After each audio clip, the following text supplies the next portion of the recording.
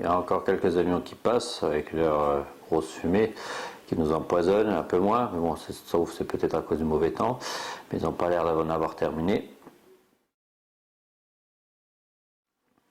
Autrement, ce qui s'est passé en avril, il y a eu un avion d'un pays avec plein de ministres, le président, tous, ils sont écrasés.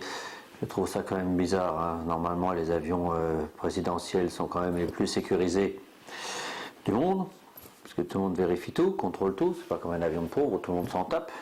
Et c'est bizarre que ce ne sont pas les avions des pauvres qui s'écrasent. Bon, déjà, c'est bizarre, alors j'ai cherché voir s'il n'y avait pas eu une censure là-dessus pour voir si c'est encore un coup des Américains. Bon, il n'y a eu aucun film, j'ai rien trouvé là-dessus, donc je n'ai rien trouvé qui a été effacé, parce que j'ai rien trouvé qui existait de toute façon. Donc, pas facile de savoir si c'était vraiment un coup des Américains ou pas.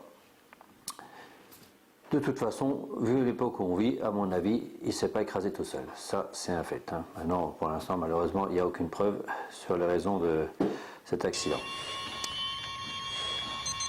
Une petite minute. Ah, la nouvelle vient de tomber.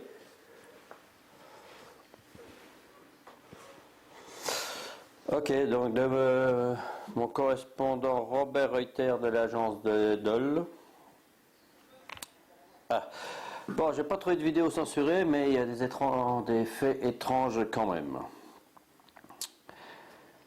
Par exemple, certaines photos d'un ciel rougeoyant parcouru par de longues traînées, typiquement liées à l'utilisation de certaines ondes attribuées à HAARP. Ah. Donc si vous vous souvenez de Haïti, et si vous connaissez HAARP, on en avait parlé pour le tremblement de terre de Haïti. Ah oui, ben là, ça change beaucoup de choses, hein. Ah, parce qu'il y a quand même une coïncidence bizarre. Le crash de l'avion polonais et l'élimination de la structure dirigeante d'un État. Ce genre d'accident-sacrifice sert généralement à prévenir tous ceux qui ne seraient pas à la hauteur des exigences du nouvel ordre mondial. Comme par hasard, la Pologne a été le seul pays à ne pas accepter le vaccin H1N1. Ah oui, il a toujours fait bande à part de la stratégie européenne. Tiens. Bizarre ça, encore. Carrément. Un gouvernement complet qui s'oppose au nouvel ordre mondial, qui refuse de se faire vacciner et qui disparaît d'un seul coup. Drôle de coïncidence, ouais, ça. Et aussi, le gouvernement polonais se rendait à la commémoration d'un massacre généralement attribué aux nazis, mais qui aujourd'hui semble avoir été le fruit des soviétiques. Tiens. C'est bizarre, il y a beaucoup de faits qu'on donne à Hitler et qui sont en réalité faits par d'autres personnes. Alors, est-ce que les dirigeants polonais allaient faire des déclarations qui risquaient de ne pas plaire à tout le monde? Et il faut toujours se poser la même question. Alors, à qui profite un événement de ce genre quand un avion rempli d'hommes importants s'écrase? Alors, il se passe aussi que pendant la semaine d'immobilisation du trafic aérien, c'est-à-dire que pendant cette période, il y a eu le volcan, hein, si vous vous souvenez, si vous suivez les informations, il y a un volcan, donc. Et donc, il y a eu une immobilisation complète du trafic aérien. Et pendant cette période-là, on trouvait un grand nombre d'oiseaux par terre, près des routes. Et des troupeaux entiers de vaches étaient couchés sur le sol, comme s'ils étaient évanouis. Les animaux étant extrêmement sensibles aux ondes, ça semble indiquer qu'il y a eu un effet de test d'armes électromagnétiques pendant la période du volcan et du crash. Bizarre, qui dit test électromagnétique, rapport HAARP. Et il ne faut pas oublier que pendant qu'il y a eu ce fameux volcan, ça a bien arrangé beaucoup de monde, puisque tout le monde pouvait faire tout ce qu'il voulait. Ils étaient bien cachés dans la fumée, et ça leur permettait d'empêcher toutes les personnes d'approcher. Genre journalistes, curieux, etc. Ben voilà, ça change tout. Merci Robert. Un jour, je me suis retrouvé chez quelqu'un, on a livré un paquet, je me suis retrouvé chez des Africains. C'était la fête de l'indépendance du Sénégal.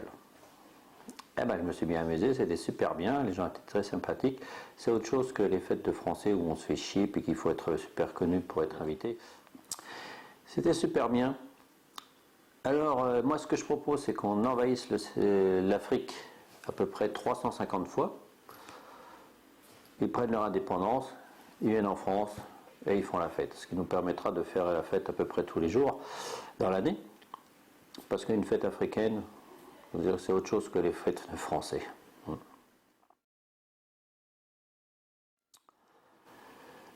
Alors il y a encore eu des élections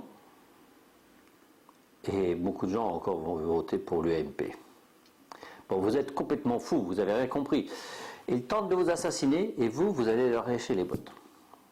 Là, vous n'êtes pas bien. À quoi ça sert qu'on se fasse chier à essayer de vous sauver la vie, qu'on risque notre vie, qu'on a des problèmes pour essayer de vous sauver, et vous foncez dans la tête baissée dedans. S'il n'y aurait pas eu Internet, vous seriez tous partis vous faire vacciner. Et au moins un tiers de la France aurait disparu. Faites le calcul. Vous êtes marié, un enfant, donc un de vous trois serait décédé. C'était prévu. On a réussi à empêcher l'hécatombe grâce à Internet, mais pour combien de temps? Puisque vous y retournez. Je crois que j'ai du mal à m'exprimer. Vous n'avez pas bien compris. Je vais donc donner la parole à d'éminents scientifiques qui vont vous expliquer. Peut-être que là, vous comprendrez. Parce que moi, je ne sais pas comment faire pour que vous compreniez que vous êtes en train de crever. Donc, professeur.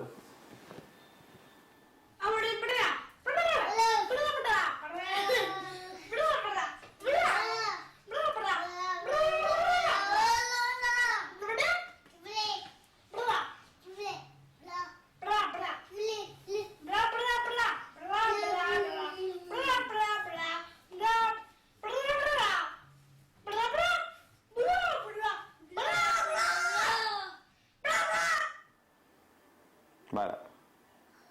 C'est clair maintenant?